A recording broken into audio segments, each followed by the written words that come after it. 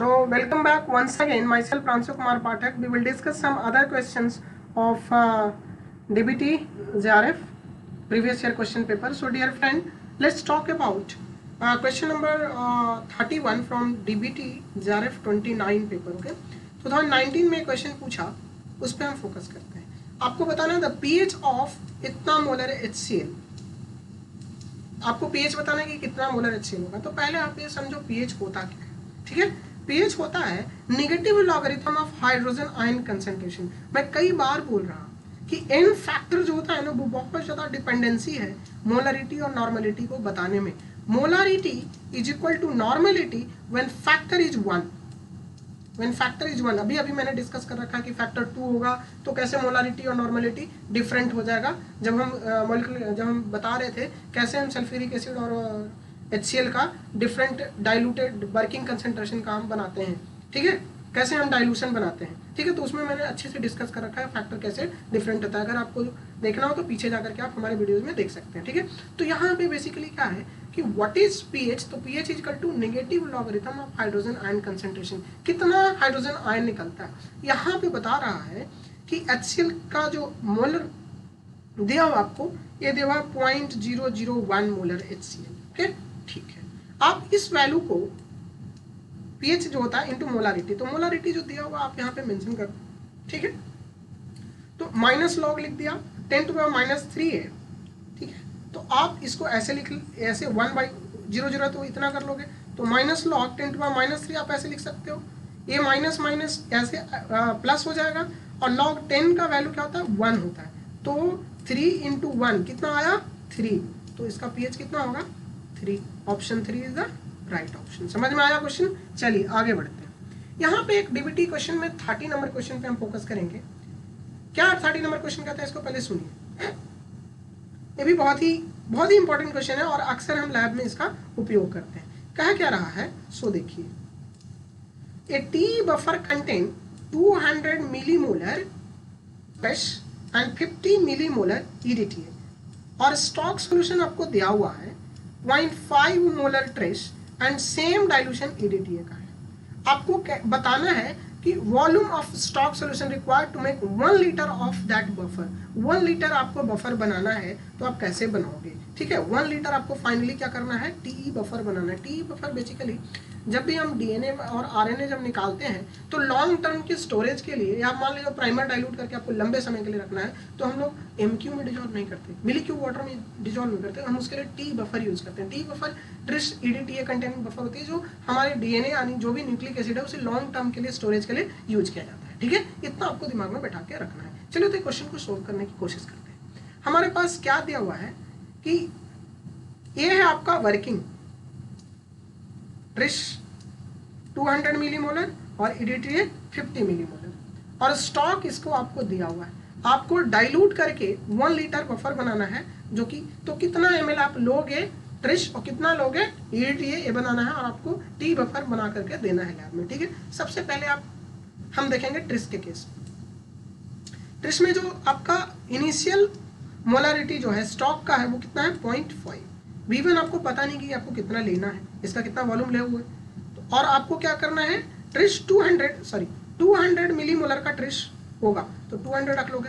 Final volume कितना बनाना है 1 litre बनाना है, तो आप यहाँ पे रखोगे. जब इसको आप कैलकुलेट करोगे तो आपका आ जाएगा 400 ml.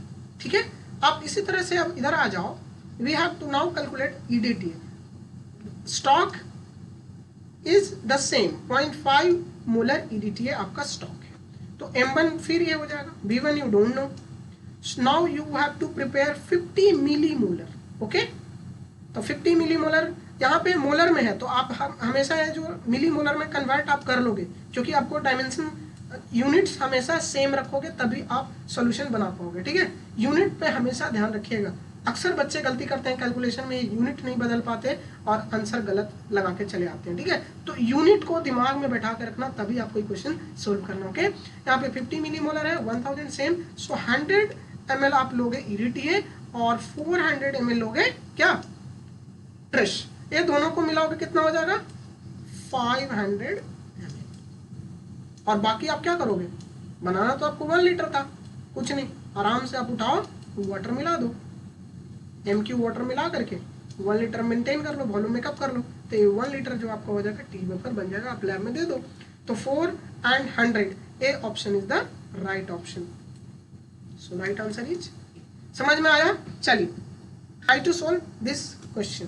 डीबीटी क्वेश्चन में 47 नंबर क्वेश्चन पूछा है, इसके बारे में हम डिस्कस करते हैं, ठीक है। While making 100 ml of 2 molar NaCl solution, student left the solution on a heating platform, ठीक है, reducing the volume by 50 ml. The solution was diluted 1/100 for the use. What is the final concentration of NaCl in the solution?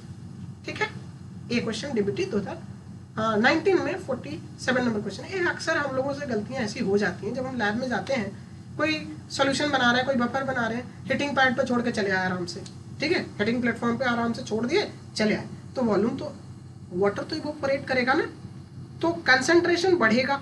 दिमाग में ही रखना कि जैसे जैसे उससे water हटेगा, NaCl तो नहीं उड़ेगा ना, NaCl तो वोलेटाइल है नहीं कि वो उड़ेगा, तो वो तो उसी में रहेगा पड़ा हुआ। तो वॉल्यूम कम रहा है तो कंसंट्रेशन इंक्रीज करेगा। यहाँ पे ध्यान से देखो, इनिशियली क्या था, 100 ml था, 2 मोलर का NaCl आपका था, हिटिंग पैड पे आपने लिया था, आप गए, भूल गए, जाके पता नहीं लिट्टी पकौड़े जो खाना है आप खाओ, ठीक है, you are went up somewhere went up, so now it's comes to 50 ml, your volume is just reduced to half, so it will increase twice, molarity or concentration of NaCl will increase twice, so now you have 4 ml NaCl in 4 molar NaCl present only in 50 ml, ये दिमाग में आपको बैठा के रखना है। Now what you are doing, you are diluting it for using, अब आपके पास उसको तो बढ़ाओगे नहीं, आप तो डाइल्यूट करके ही यूज करोगे ना, क्योंकि concentration is increase, so working आपको तो सेम ही यूज करना पड़ेगा। तो वर्किंग आप क्या, आपने डाइल्यूट कितना किया, 1/1:100 टाइम्स, तो 100 टाइम डाइल्यूशन का मतलब क्या हुआ, 4 मोलर डिवाइड बाई 100, जब 100 से करोगे तो आ जाएगा 0.4 मोलर। आपका आंसर यहाँ जो भी दिया हुआ है मिली मोलर में दिया हुआ है, तो जब आप इसको मल्टीप्लाई करोगे 1000 से, तो आपको क्या करेगा, मोलर में आपको चीजें मिल जाएंगी, तो कितना हो जाएगा, 40 milli molar is the right option, C option is your correct. समझ में आया? सी क्यों हुआ, क्योंकि आपका मोलर से मिली मोलर में जाओगे तो यू विल मल्टीप्लाई बाई 1000, जब 1000 से मल्टीप्लाई करोगे तो आपका आंसर आएगा 40 मिली मोलर, तो राइट ऑप्शन इज सी। समझ में आया? तो thank you so much for paying your attention, and I am damn sure whenever you will see all these questions I will upload into specific order, these are all numericals will literally help you a lot in your exam। जब आप जाओगे examination hall में तो really आपको बहुत मजा आएगा, ठीक है। अगर इसीलिए मैं कह रहा, you have to pay your attention a lot on these questions and try to solve it।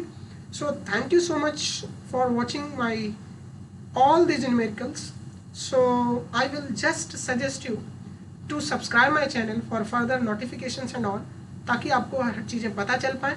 And I want to thanks Ashish sir, because Ashish sir defended his whole PhD and all, and so I just want to thank and congratulate Ashish sir for successfully submission of your thesis, as well as I will say all the best for your future endeavor। Bye, take care। So dear, इतना आपके लिए काफ़ी है, ठीक है, तो इसी तरीके से आप लगे रहिए, पढ़ते रहिए। Bye, take care.